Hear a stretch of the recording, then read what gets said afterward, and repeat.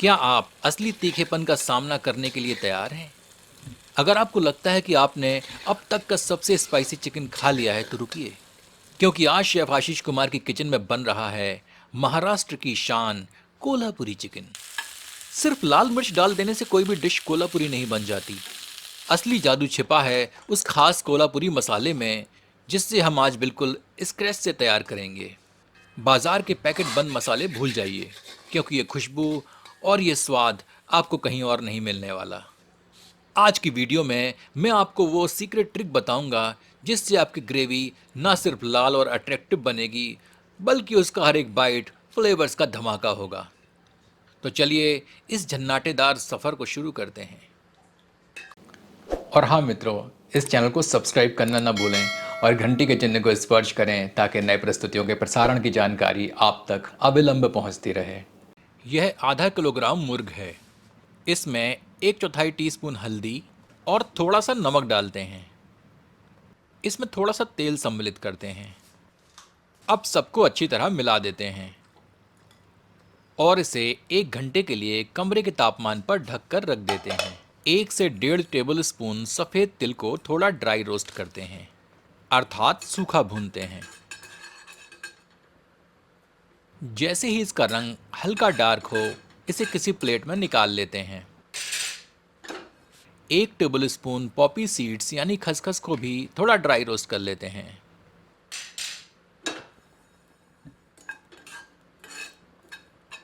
थोड़ा डार्क होने पर इसे भी प्लेट में निकाल लेते हैं। अब 2 टेबल स्पून तेल गर्म करते हैं। इस तेल में 10 से 12 काजुओं को थोड़ा सा तलते हैं। आंच धीमी रखें, अन्यथा काजू जल जाएंगे। इन्हें भी किसी प्लेट में निकाल लेते हैं।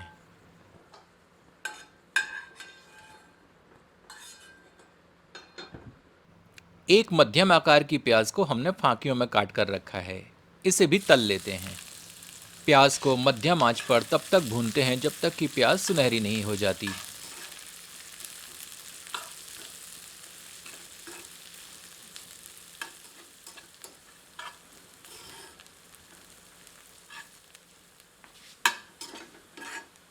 प्याज अब भुन चुकी है। इसे पैन से बाहर निकाल लेते हैं। पैन में बचे हुए तेल को हटा देते हैं। अब 3 टेबल स्पून नारियल के बूरे को पैन में ड्राई रोस्ट करते हैं। इसे धीमी आंच पर तब तक भूनते हैं जब तक कि यह बादामी रंग का नहीं हो जाता। इसके लिए निरंतर कड़छी चलाते रहें ताकि यह जले नहीं। इसे किसी बर्तन में निकाल लेते हैं। अब सारी ड्राई रोस्ट करी हुई सामग्री को एक ग्राइंडर में स्थानांतरित करते हैं।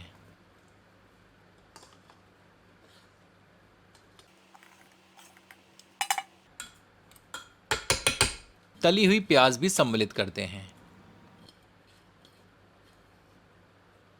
इसमें अपने स्वादानुसार 5 से 6 साबुत लाल मिर्चों को तोड़कर सम्मिलित करते हैं।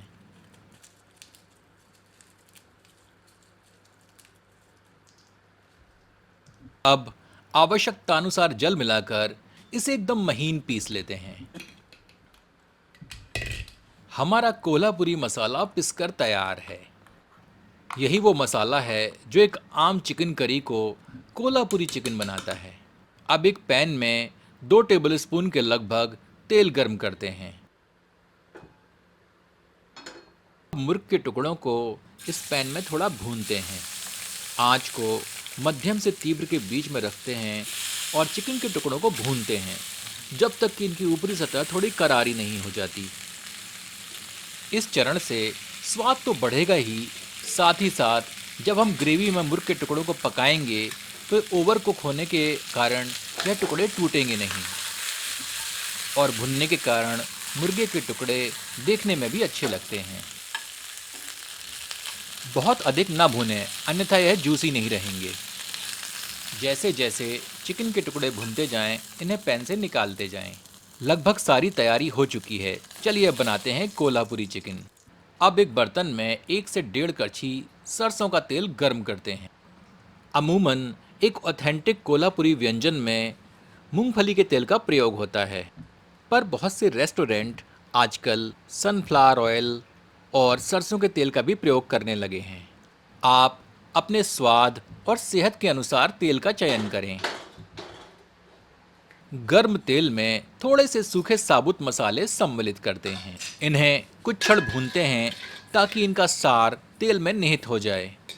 हमने पहले से ही 2 से 3 लहसुन की कलियों को फांकियों में काट कर रखा था। इन्हें सम्मिलित कर सुनहरा होने तक भून लेते हैं।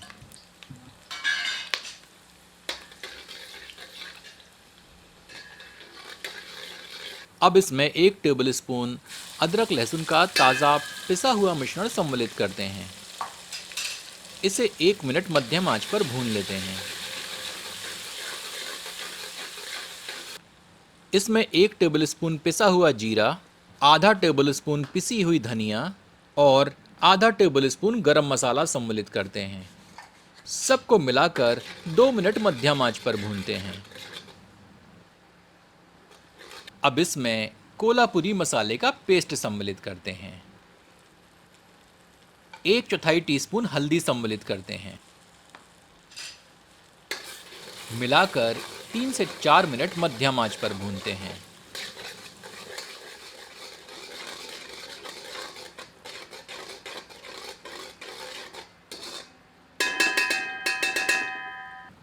तत्पश्चात इसमें 1 टेबल स्पून कश्मीरी मिर्च का चूर्ण छिड़क देते हैं। अब इसे ढककर 5 मिनट धीमी आंच पर पकाते हैं। इसमें स्वादानुसार नमक सम्मिलित करते हैं। एक बार अच्छी तरह कड़छी चलाते हैं।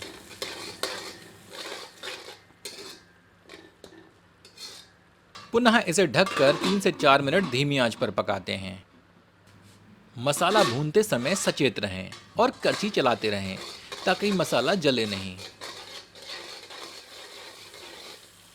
अब हमें इस मसाले को लगभग 5 से 7 मिनट और भूनना है, आंच को मध्यम करके। जैसे जैसे हम मसाले को भूनते जाएंगे, इसमें से तेल पृथक होने लगेगा, रंगत बढ़ती जाएगी। हमारा मसाला अब अच्छी तरह भुन चुका है। अब इसमें भुने हुए मुर्ग के टुकड़े सम्मिलित करते हैं।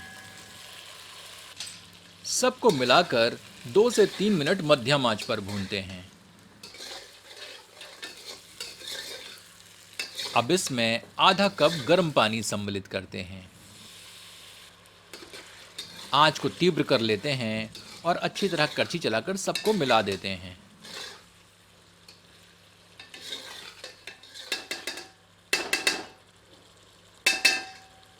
पुनः इसे ढककर 5 से 7 मिनट धीमी आंच पर पकाते हैं।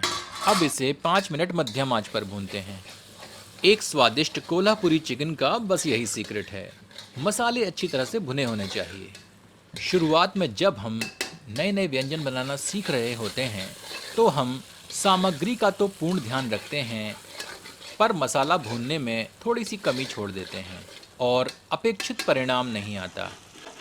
ऐसा होने पर निराश ना हो, क्योंकि कुकिंग भी एक कला है। वर्षों के अनुभव के बाद ही आप इस कला में पारंगत हो पाते हैं। तो यदि पहली बार में व्यंजन अच्छा ना बने तो दूसरी बार में अवश्य ही अच्छा बनेगा। बस आप अपनी त्रुटियों का निवारण करते जाएं और आगे बढ़ते जाएं। अब इसमें तरी हेतु 2 से 3 कप गर्म पानी सम्मिलित करते हैं।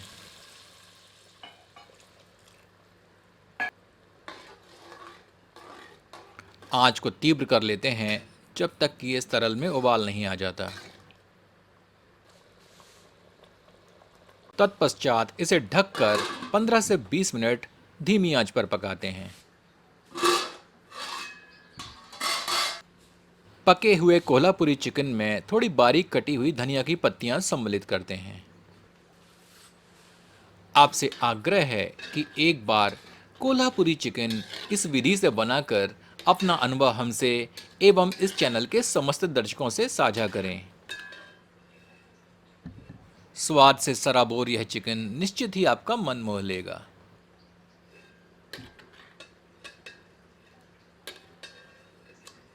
इसका आनंद आप अपनी पसंद की रोटियों और चावलों से उठाएं। चलिए इसे गर्मा गर्म परोसते हैं।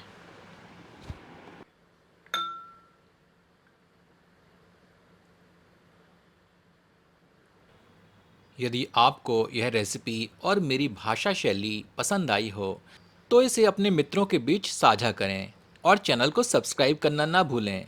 मिलते हैं एक नए वीडियो में एक नई रेसिपी के साथ। धन्यवाद।